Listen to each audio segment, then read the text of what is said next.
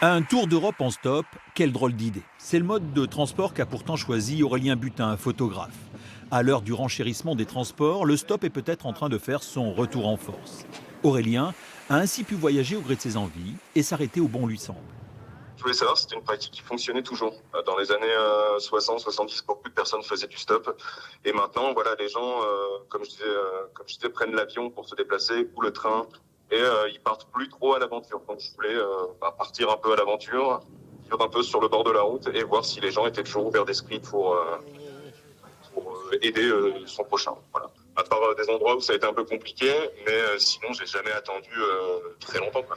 Teuson est allemand, il a 18 ans, il aime l'aventure et la route. Son portefeuille est très mince, alors il fait de l'autostop. Très Chaque prisé de année, la il jeunesse rencontre européenne des années des 70, apprendre la route. le stop Des jeunes a eu filles ses qui en a adeptes. les cheveux longs, Bien la souvent vue rattaché verte, à la la mouvance nature. hippie, On prend le il risque avait de disparu des faire radars.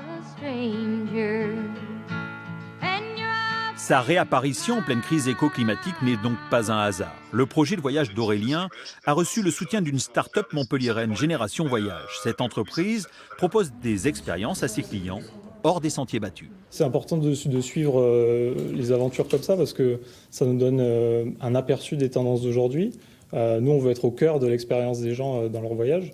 Et donc, ça implique de s'intéresser à ce genre de projet, de financer aussi, d'aider les gens à voyager comme ça. Ouais, là je suis en voiture avec Mireille. Aurélien aura parcouru près de 11 000 km en 2 mois avec un faible impact carbone. Une façon de voyager vieille comme le monde et tellement plus proche des gens.